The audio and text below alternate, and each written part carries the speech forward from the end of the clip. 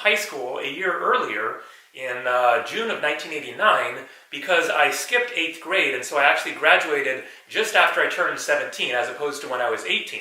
And so after graduating from high school, then I went to a community college for a semester, and I was just thoroughly bored and wanted to do something other than sitting around in the classroom, and had been itching to travel for several years because of, reading Mark Twain and various other books, and my parents had actually done a hitchhiking trip around Europe when they were in their 20s and had told me some stories of that adventure of theirs, and so I just wanted to get out of school and do something different. So I got a job at an ice cream scooping parlor, worked there for several months, saved some of the money, and then I also sold a computer that I'd had for my college, the one semester of community college, and traveling was more of a priority than having a computer. So I sold the computer, I sold a baseball card collection for a few $100, and then I got a little bit of money for my birthday right before I left, and altogether then I had $1,300 for this all-summer trip. So if you do the math on that, it comes to $11.60 that I spent per day for this trip around Europe, which just sounds kind of ridiculous, but for one thing, that was 30 years ago, and things were cheaper. Hostels were just a few dollars. I had a tent and a sleeping bag. I did a lot of camping.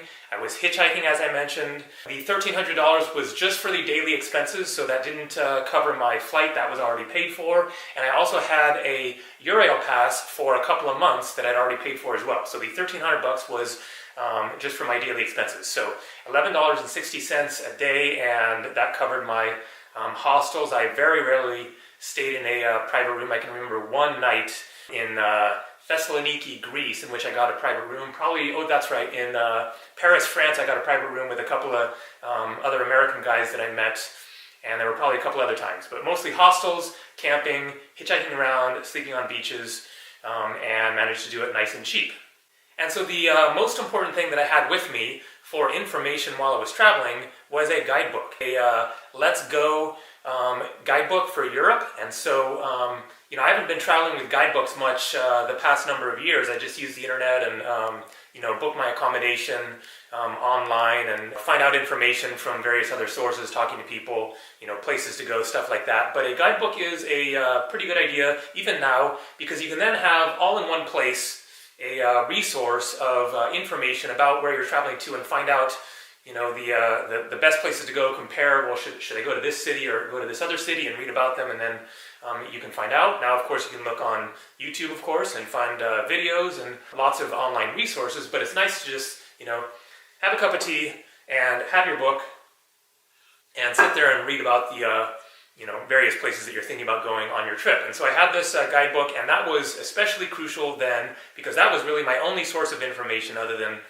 talking to people and getting local recommendations and stuff like that. But as far as finding hostels and hotel rooms, where are you going to stay, then that was basically it. Otherwise, it was just show up in town and walk around and look for, a hotel on the side of the street or whatever, and go in and ask, how much they cost. But the guidebook was super crucial.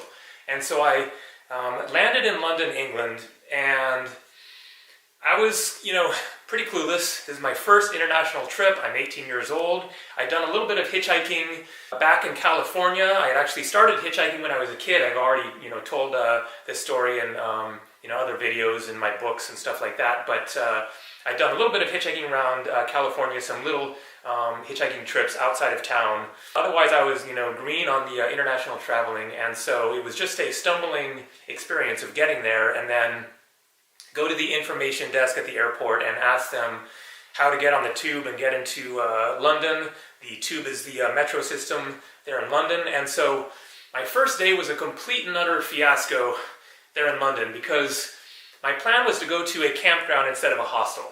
I just had it in mind that I wanted to stay at a campground and be able to spread out my stuff and not be kind of, crowded by other people, and stay there for 2 nights and then have a full day just to kind of, get mentally prepared for the adventure ahead. And so I guess that I had found out about this campground in London in my guidebook, reading about it, and when I got to the information desk at the airport, then I asked them if they had a map. And so to the best of my recollection then, on the map, I was not able to find out which exact campground I was going to be going to there wasn't like the name, there was just a key showing, the different things on the map, and then there was a triangle that indicated a campground. And so I decided to shoot for this campground. So I get the metro into the city, and then I start just walking around with my big old backpack trying to find this campground. And so it turned out that I had actually mixed up the symbols on the key. There was like a green triangle and then another green triangle with something on top of it or something like that. Two symbols that looked very similar. And I had mixed them up, and I had gone to the completely different part of town from where the campground was. And I was in, like the middle of London, where it didn't make sense that there would be a campground there. Eventually I realized my mistake, and I then got a taxi. And just to make a long story short, because it literally ended up taking me 8 hours from when I left the airport to when I finally actually got to this campground. And it was 8 hours of just like wandering around London with my backpack in the hot sun. It was a hot sunny day in early May. This was May 2nd that I arrived. Finally I just decided to get a taxi, and he was able to understand where I was trying to get to, and just paid for a taxi and got to this campground and got checked in, stayed there for 2 nights. And then I got up on the second morning, packed up, ready to go, and I don't remember exactly how I decided where to start hitchhiking, but somehow then I got to a on-ramp for the freeway heading in the general direction of Cornwall in the southwestern part of England and going towards Stonehenge. I had a big map of England, or maybe of the entire United Kingdom, or maybe it was a regional map of that part of England, something like that. But I had a big fold-out map with all the highways and everything on it, and so that was going to be my ultimate guide for getting around. And somehow I managed to get to the right place to start hitchhiking, and stood there. It didn't take too long when a lorry driver, the lorries are the trucks driving stuff around the United Kingdom, stopped and picked me up, and was going quite a ways and got me a long ways in that direction, out into the countryside of England and everything, and then kept on with the hitchhiking. I forget which town I stayed in that night, but I think it might have been the town that is closest to Stonehenge. And I stayed at a hostel, I remember, there. I assume that it was a hostel that I found in the guidebook there, and I can't really remember exactly, how I managed to find these places, especially while hitchhiking without having a car. I really can't remember. It must have just been such a pain in the butt to get dropped off somewhere, and then you're like, okay, where the heck am I? And I don't necessarily have a detailed city map. Obviously no smartphones, no Google Maps. You're just on your own, wandering around, asking people. That is a big one, is asking people where is the hostel, or where is something that's near the hostel, or where is the center of town, or where is a good restaurant. And so somehow I managed to get to this hostel, and I remember the next day I was planning to go to Stonehenge, and I ended up changing my plans and didn't go to Stonehenge at all, and I've actually never been to Stonehenge, because I realized it was just going to be really complicating trying to get out there without a car, trying to hitchhike out there. I was kind of just excited to keep on moving and make some progress, and so I skipped Stonehenge, and it is still on my list. I still want to go back there. It is like one of those bucket list things, even though I know it's not going to be that spectacular compared to other things, but just the fact that I skipped that wonder of the world at that time, then I want to go back there. But thinking back on it, I'm really glad that I did skip going to Stonehenge, because that would have shifted my entire timeline of everything that happened on the rest of my trip, by like half a day or maybe a full day. And I wouldn't have met all the people that I did end up meeting. Everything would have been completely different for that trip.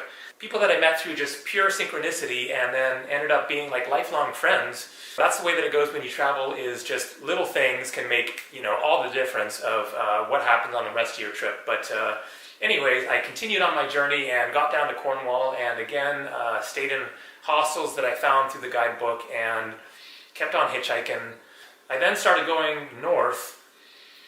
I had the idea in mind to get to John O'Groats at the top of Scotland. I don't remember how I found out about that, but probably in the guidebook I read about it as being the northernmost point of Scotland.